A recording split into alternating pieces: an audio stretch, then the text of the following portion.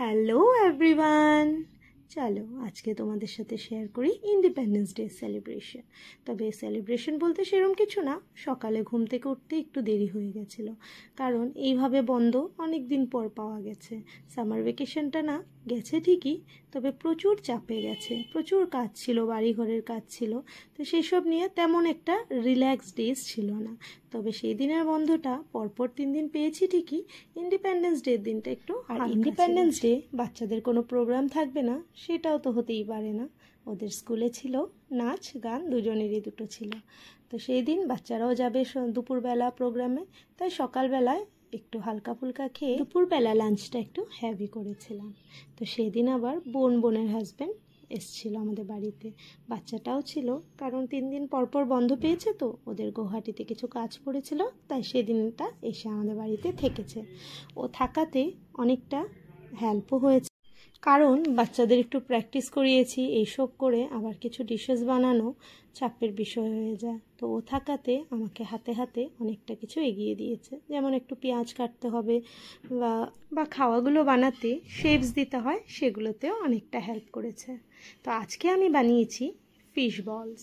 তো ফিশ বলস বানাতে গেছিলাম, কিন্তু পরে সেটাকে ফিশের চপ বানাতে হয়েছে। তো সেটার কারণটা কি সেটা বলছি। তো ঘুম থেকে উঠতে দেরি করে ফেলেছি, তার মধ্যে রান্নার দিদিকেও একটু হাতে হাতে কাজ করে দিতে হয়েছে লাঞ্চ বানানোর জন্য।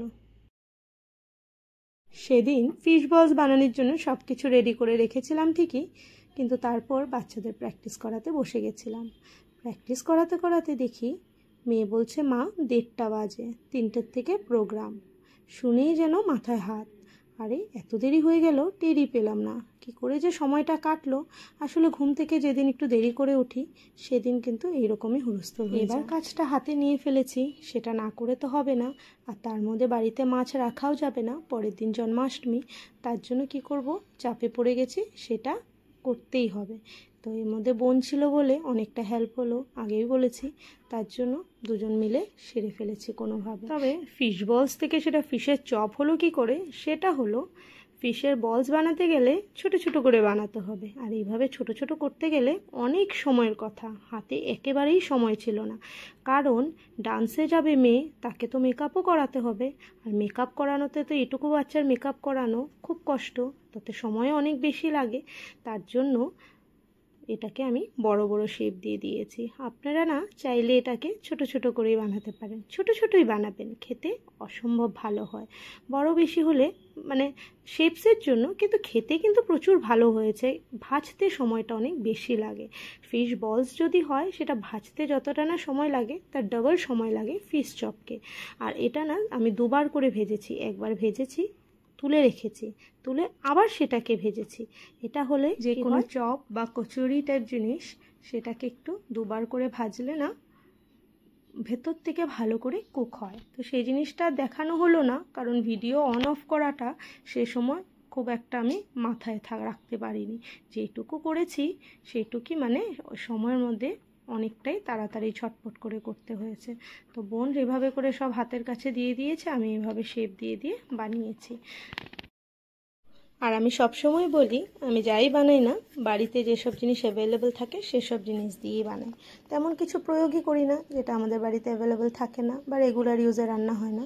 তবে এত কাজের তাড়াহুড়োতে না আমি ভুল করে সাদা তেলের জায়গায় সর্ষের তেল ঢেলে দিয়েছি। আপনারা চাইলে সাদা তেল দিয়েও ভাজতে পারেন, কিন্তু সর্ষের তেলে কিন্তু খারাপ লাগেনি আমার, জানি না কেন সর্ষের তেলে ভাজা ফ্লেভার ভালোই লাগে, কিন্তু এখানে আমি সাদা তেলে ভাজার কথা ছিল, ভুলে ঢেলে দিয়েছি। 2টো বটল স্টিম, তার জন্য বুঝতে পারিনি। তো সেখানে একটা ছোট্ট আগে আমি ফিশ বলস বানাবো বলে নিয়েছিলাম, পরে সময়ের গতিবিধি দেখে সেটাকে আর হলো না, এটাকে আমি ফিশের চপ বলুন বা ফিশের বলস বলুন, এনিথিং আপনারা যেটাই নাম দিতে চান। চলুন এখন শেয়ার করি আপনাদের সাথে ফিশ বলস বা ফিশ চপ বানানোর প্রসিজারটা। তো প্রথমে আমি ফিশগুলোকে ভালো করে সেদ্ধ করে নিয়েছি, খুব বেশি সেদ্ধ না করলেও চলবে, হালকা একটু ভাপিয়ে নিলেও হবে। তারপর তার থেকে কাঁটাগুলো সব বের করে নিয়েছি। আমি কিন্তু ফিশ চপের জন্য সব পেটির পিসই নিয়েছি, আপনারা চাইলে এমনি পিসও নিতে পারেন, কিন্তু ওতে কাঁটাটা অনেকটা বেশি হয়, বাছতেও কষ্ট হয়, তাই পেটির পিসগুলো নিয়েছি। খুব তাড়াতাড়ি কাঁটাগুলো ছাড়াতে পেরেছি। তারপর ওটাকে ভালো করে মেখে ওর মধ্যে দিয়ে দিয়েছি ময়দা সাথে ব্ল্যাক পেপার, চিলি ফ্লেক্স আর রসুন আদা কুচি ছিল, সেগুলো সব দিয়ে, আপনারা হয়তো ভিডিওতে দেখে বুঝতেই পেরেছেন, সব দিয়ে ভালো করে চটকে নিয়ে, বাড়িতে আমার টোস্ট বিস্কুট ছিল সেটাকে আমি গুঁড়ো করে নিয়েছি। তারপর ডিম ফেটিয়ে ওটার মধ্যে বলসগুলোকে ডুবিয়ে ভালো করে, হ্যাঁ বলসগুলো বানানোর জন্য আমি সেন্টারে একটু চিজ দিয়েছি, আপনারা না দিলে নেই, না দিয়ে আপনারা এমনিও করতে পারেন, তবে চিজ দিলে একটু চিজি ফ্লেভার আসে, ভালো লাগে। তারপর বলসগুলোকে আমি ডিমে চুবিয়ে ব্রেড ক্রাম্বস দিয়ে যেভাবে কোট করে তেলে ভাজে সেভাবে ভেজেছি, হ্যাঁ একটু বেশি সময় ধরে ভেজেছি। তারপর বাস পরিবেশন করে দিলাম গরম গরম মেয়ো আর টমেটো কেচাপের সাথে। এদিন আমাদের লাঞ্চে ছিল ফ্রাইড রাইস, চিকেন কষা, আর স্টার্টারে ছিল ফিশ বল, ছিল সাথে স্যালাড। তবে খুব হুড়োস্থুড় করে খেতে হয়েছে, আমরা কিন্তু শান্তিতে খেতে পারিনি, বানিয়ে খেতে খেতেই সময় হয়ে গেছে বেরিয়ে যাওয়ার।